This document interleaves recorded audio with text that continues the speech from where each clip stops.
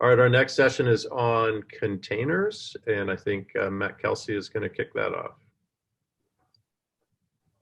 Hi there, this is Matt Kelsey. I'm developer on the XNAT team. You can see my opening slide there. So I've been working on the container service for I guess about 5 years now, pretty much through the initial iteration, which you showed off at the 2016 workshop, when I think everything was via REST access. So we've made some significant improvements since then, which we'll chat about now. Just a little bit of housekeeping. As before, if you have a question or a topic that you'd like to discuss, just put it in the Q&A. And Yash and Dave will let you unmute yourself and ask it.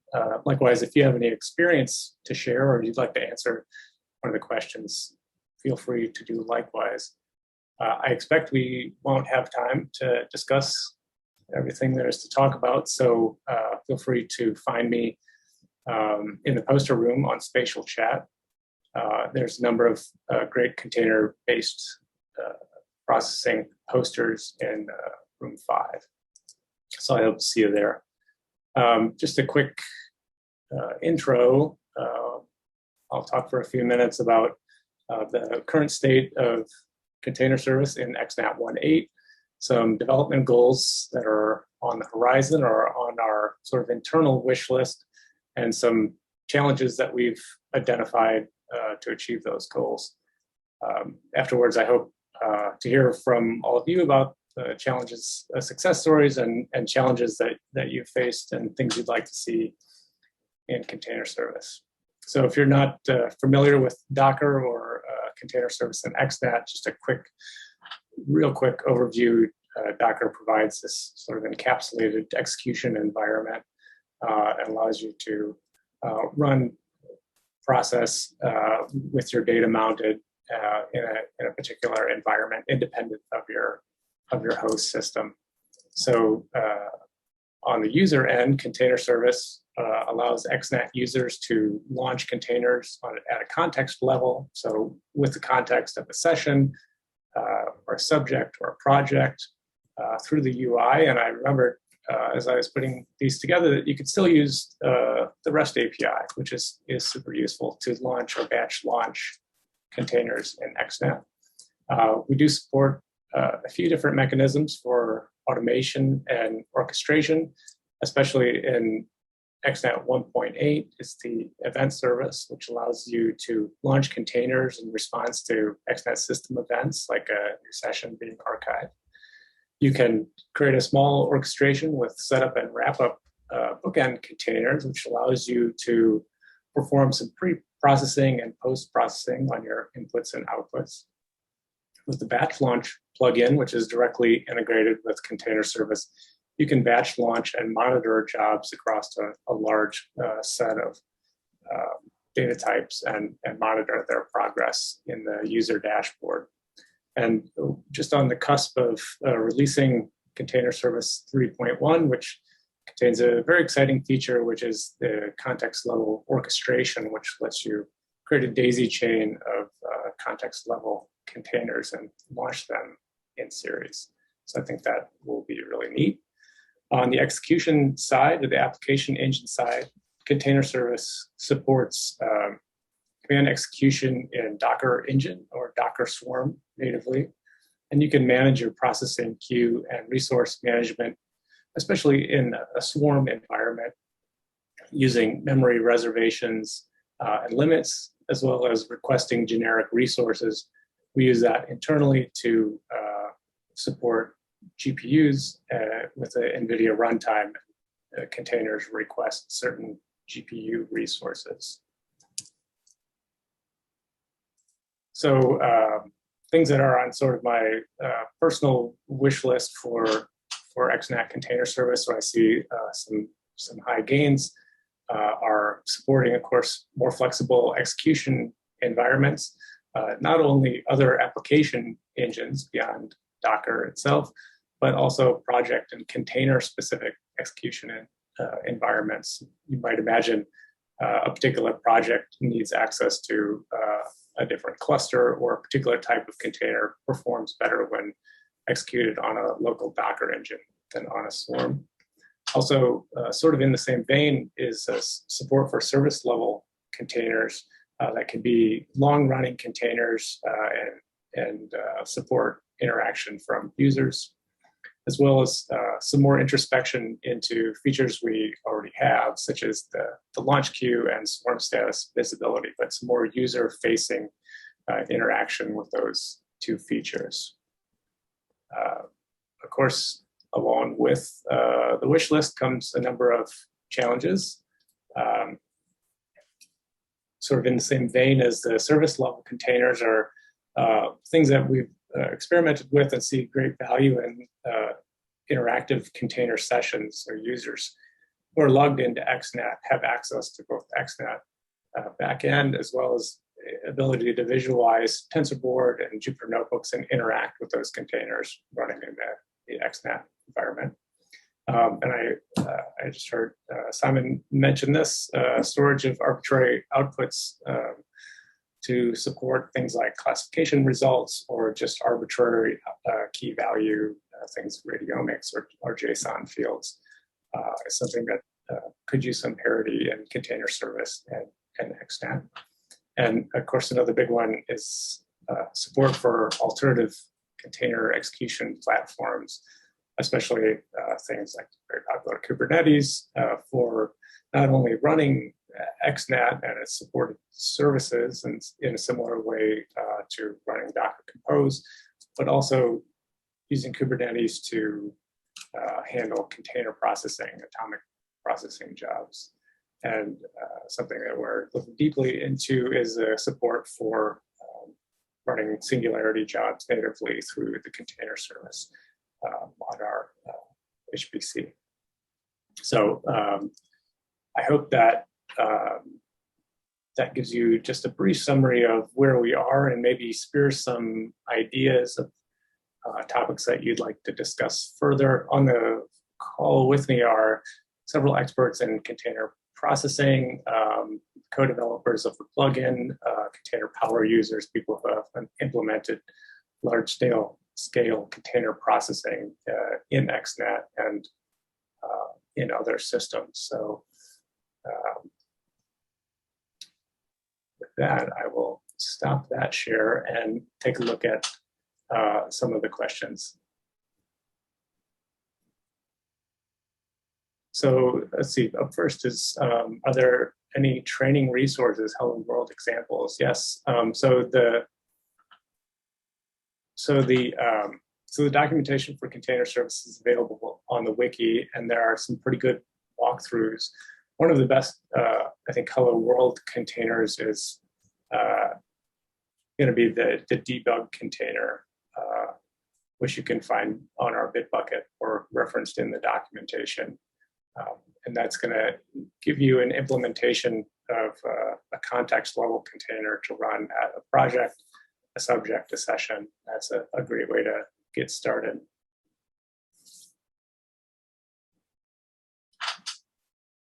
So here's a great question. Are containers required for running pipelines? With the note that I hope not.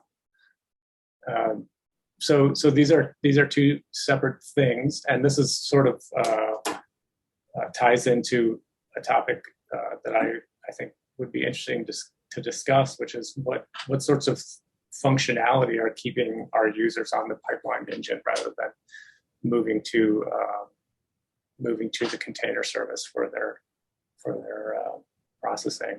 I wonder if Pradeep could jump in and give us a sense of what he's thinking about with the big I hope not. Yeah. Hi, everyone.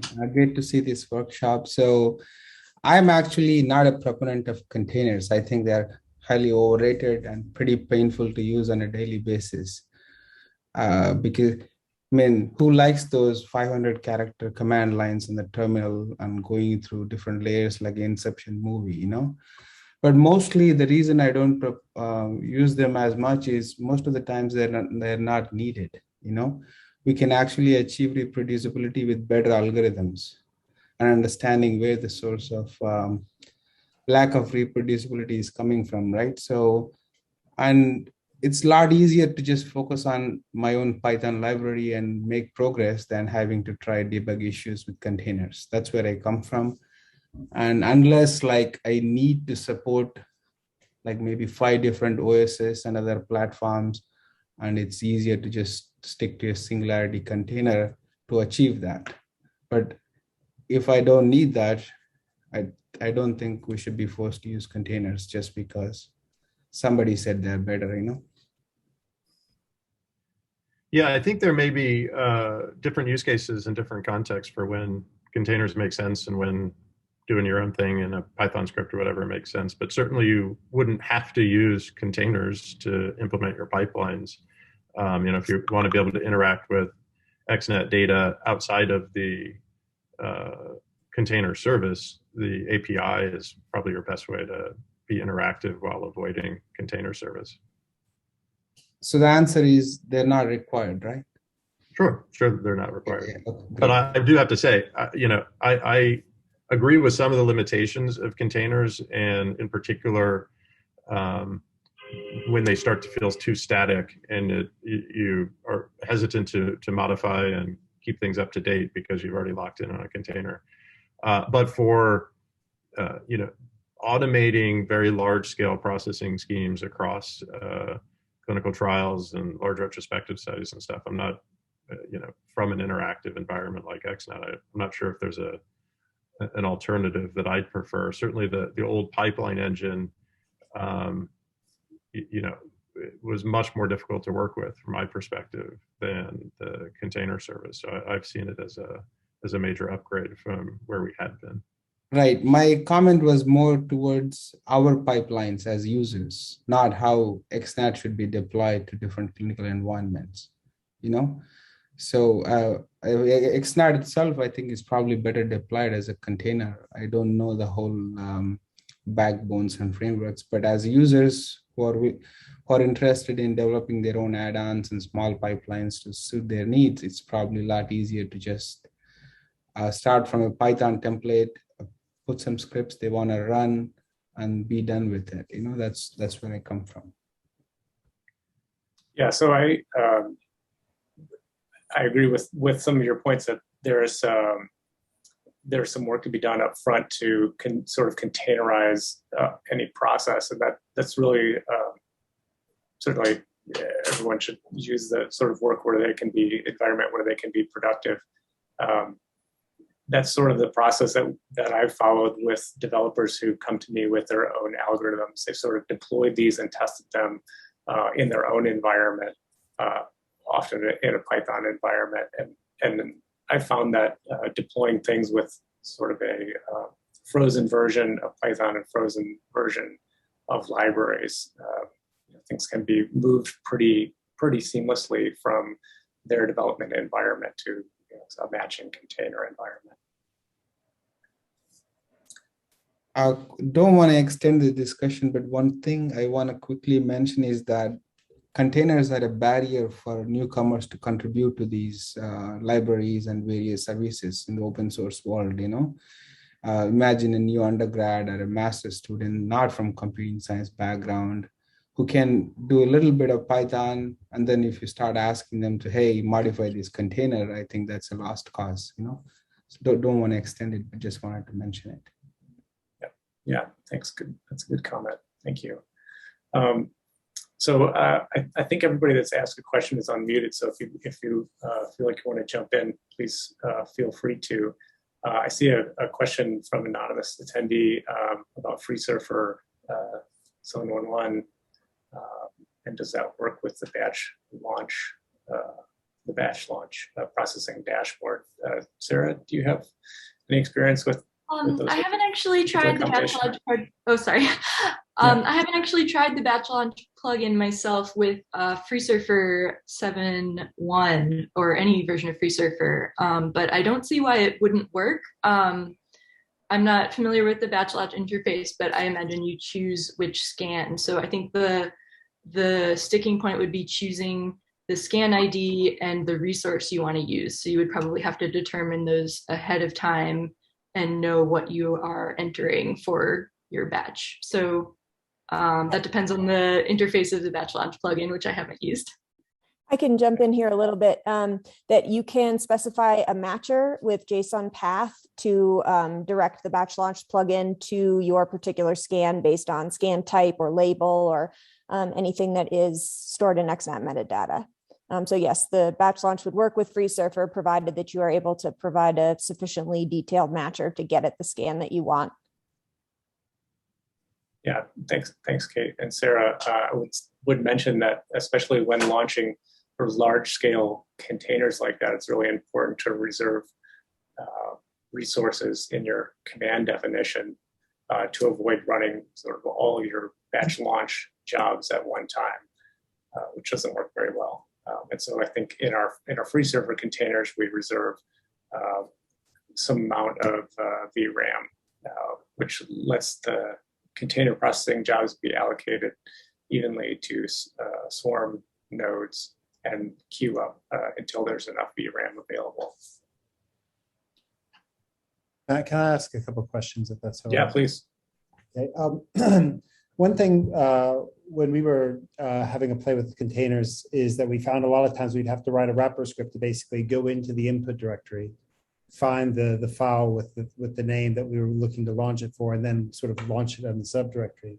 Whereas like the outputs, you're able to kind of use the variables in the JSON for the Docker file to kind of pick out the outputs that you want to move on. Is there any chance that we can have a little bit more granularity in the input folder at some point, or is there something blocking that?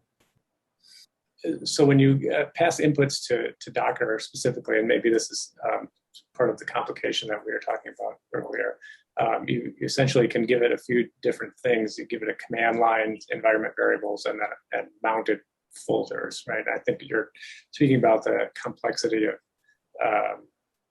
you get an input folder at a session or a scan level, and there's just too much stuff in there, right? And you don't want all of them, so you want to be able to filter out of those things before you get started. There is some support for that at the file level. So when you mount a resource in the command structure, you can use a matcher to filter out matching files and select a particular file, and what you'll get out of that is the file name, which you can pass to the Docker execution environment on the command line. Okay, and just one other thing, I wondered if you guys, when you're mentioning something like FreeSurfer or some of the other big neuroimaging applications, those containers tend to get quite fat and bloated quite quickly, but a lot of that isn't needed. And I've seen a few repos out there that can minify the container and have strikingly good results at, say, knocking a 15 gig container down to like, a gig or something. And I was just wondering if you guys have looked into that to help keep the footprint down of the containers. Yeah, this is a constant complaint from our DevOps team that we are passing them containers that are, tens of gigabytes. And yes, we have looked into those tools. I think there are two things at play. We want the container to be sort of all-encompassing. So things like libraries or atlases of things. This is a decision between storing that in the XNAT and having the container not quite work on its own, or packaging it all libraries and everything in one container, but having it always work and be 25 gigabytes. I think another thing that tends to happen with research and development is that once somebody gets it working right, they don't want to touch it. And so going through that minimization step oftentimes just doesn't happen. But certainly we're getting to the point where we have 20 containers that are over 20 gigabytes a piece. It's just not sustainable anymore to have those loaded on processing nodes. And so each time you want to run one of those jobs, the node needs to pull the container over from the repository. But yeah, that's certainly an area that we could focus on. If anybody who has any experience in that area wants to jump in, please feel free. So a lot of what I do kind of leans more towards your second approach there, where I kind of have this one giant container that will handle kind of all my FSL tools, all my AFNI stuff. So it'll be like a big 20 gig container, and I'll have a couple commands that are splitting off of there that'll handle just like one pipeline or another pipeline. So that's kind of how I handle that to kind of keep the bloat down. But I still end up with this giant container. I haven't had any issues with it. It's not something that I've been super concerned about. So if size is a concern to you, then probably that won't work for you. But that's how I've handled it in the past. Right. Yeah. So you're creating one container that basically can stay on the processing nodes and handle most of your processing needs, rather than bringing on new containers for each different script. Especially more so for scripts. For a lot of the larger programs like FreeSurfer, or we started using a lot of the knee prep stuff, so like fMRI prep, those all get their own containers, and those are all developed by people who will minimize them anyway, so I don't have to worry about that so much. But for a lot of like the smaller scripted processing stuff, or a lot of like the in-house stuff that we work with, we tend to kind of containerize each like command itself just like as its own one-off command, but they all kind of pull from the same library. So it's nice to kind of keep the library all the same, like it's all the same version, all the same software. It's just you're going to be running a couple different scripts from that same library. Yeah. Hi. Just one more addition about minimizing the size of the containers. From my experience, and I tried to do it on quite a few of my containers, some software is better modularized, such as FSL, for instance. You can just copy some of its executables and just be done with it. And some other softwares, like for example, MATLAB Runtime, is really hard to parse. And it has tons of obscure libraries that take up all the space. So the bottom line is it's largely manual work, and it's probably going to be just worth for the single container you develop. And it's not really worth it, in my opinion. So thanks. Thanks, Misha. Please feel free to jump in with any other comments and questions. One thing I do want to touch on, because I hear the word every day, is how do we get this thing into Kubernetes, Singularity, Slurm? I think it's the trifecta of wish lists on our end. Are there people on the call who have not necessarily experience with container service in those areas, but who have implemented containerized processing involving XNAT using Singularity or some sort of clustered engine like Slurm or Torque? So we had implemented Slurm with XNAT using container servers. So basically spin up a container, that container would talk to Slurm and run the pipelines. What we end up finding is that it was more expensive to run the container service and wait on the HPC to do the Slurm job than to do the actual container itself. So we've stopped doing that. Yeah, that's a great comment. There's this setup cost where perhaps it makes sense for containers that you expect to take 2 or 3 hours, but maybe not just quick, nifty conversions. At Vanderbilt, we're using Singularity and Slurm, but we have not tried using the container service. We are just maintaining the containers on the cluster file system, so they're there for us to grab. Yeah. So do you issue those requests manually via SSH, or do you have some other sort of interface? We've got our homegrown interface, which is called DAX. I'll post a link in the chat, and that automates the communication between XNAT and the cluster. I think DAX is a really interesting sort of way of flipping the workflow on its head, where instead of initiating jobs from XNAT, you are using a separate interface to work through your work lists and pull data from XNAT into your containerization environment. I think it's interesting and useful different way of thinking about things that for different workflows makes a lot of sense. So sort of tying into that, Daniel Drucker posted about having XNATs that have many different users, have different projects. You know, one of our main complaints from I guess DevOps team is managing these individual Docker Swarm clusters. You know, we have a few nodes allocated for each XNAT we're running, where ideally we would have one HPC that would be fed by multiple XNATs, and certainly all of the projects on that. I guess Baxter or Ryan or anybody else, you know, how do you handle the user permissions in something like DAX, where you're restricting visibility into your data archive from each of those processing jobs? Right, we restrict visibility, so only the production account that's running the jobs has access to everything that it needs to have access to, and by the time results get back to XNAT, they are in, they're back under the XNAT permission model. Okay, so you have one sort of account that's has the permissions that needs to run everything. Gotcha. Isabel, you noted that you had some experience with running XNAT containers with Slurm and Singularity. If you want to jump in with any of your thoughts there.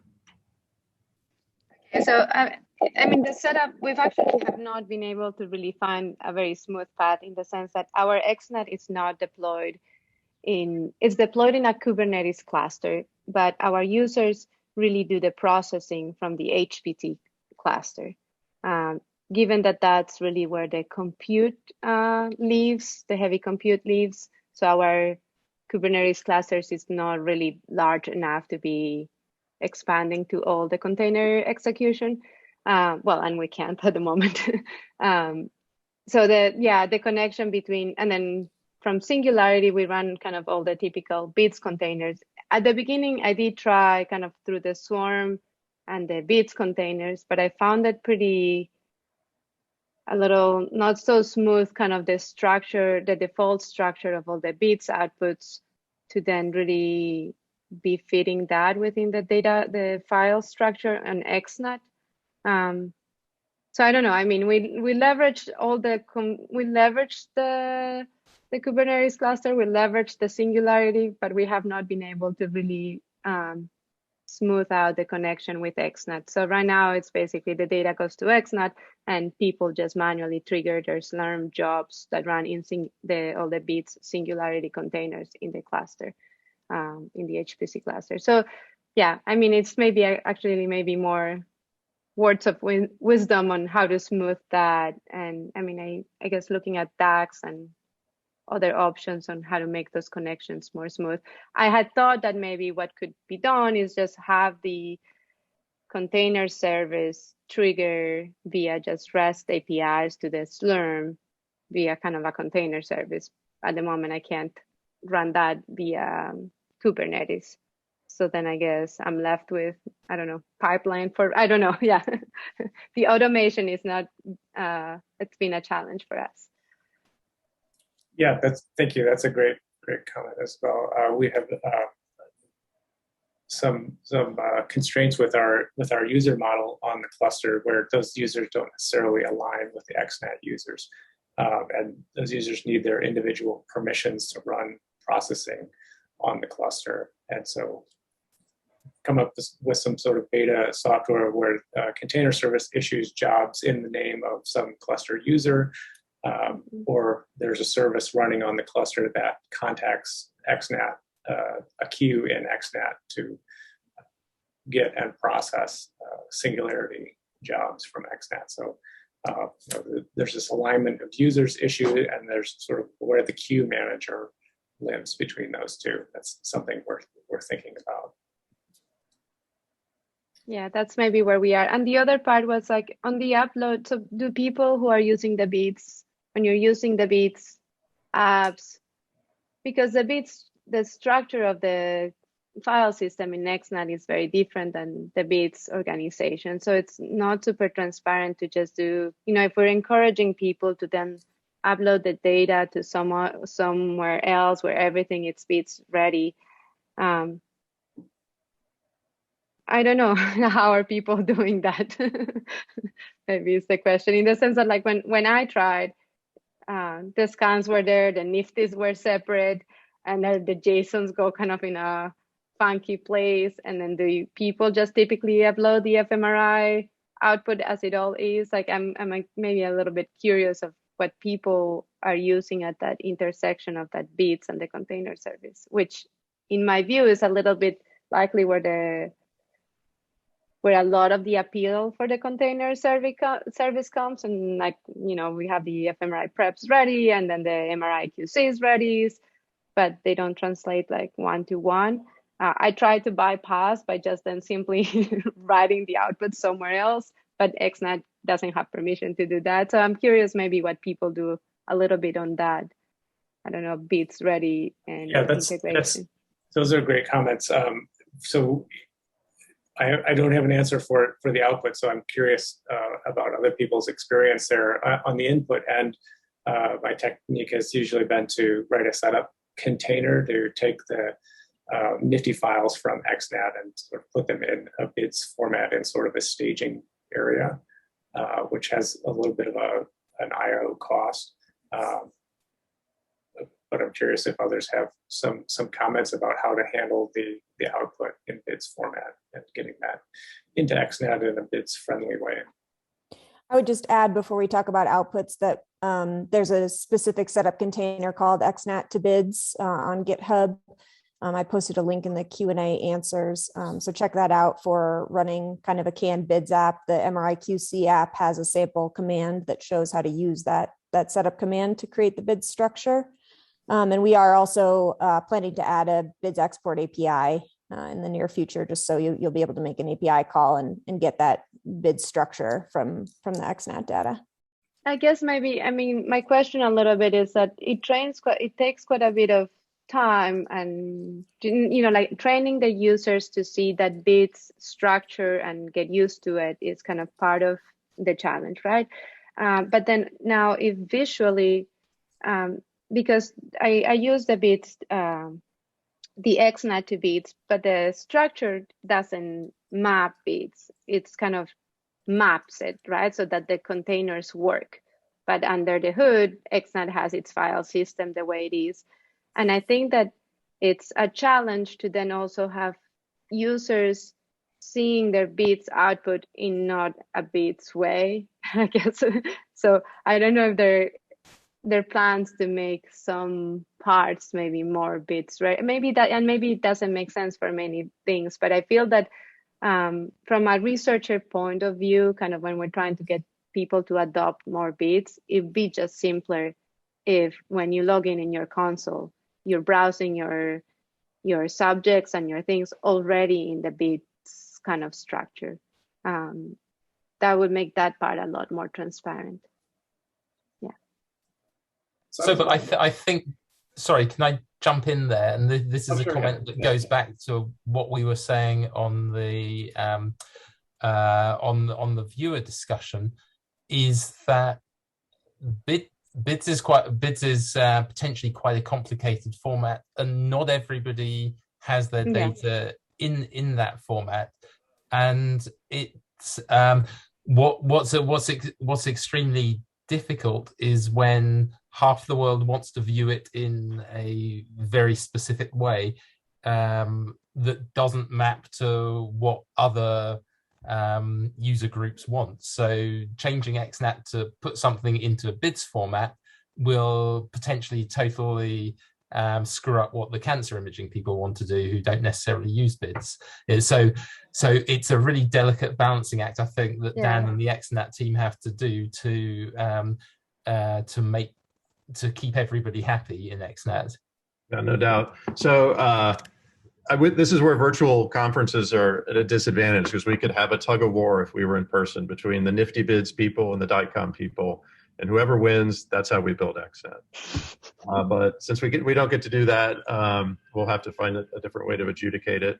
We are going to have a separate breakout session in the poster group around a lot of these issues on HPC and Slurm and Kubernetes and kind of managing the discontinuity in data structures and data availability between the systems. So for all those who were engaged in this discussion, I encourage you to join that session in the spatial chat. There'll be the breakout room for that. Matt, thank you so much for discussion on containers. Obviously, all kinds of interest there, and I think there's still some open questions that maybe you can continue to answer as we move to the next session. Yeah. Thanks, Dan. Thanks, everyone.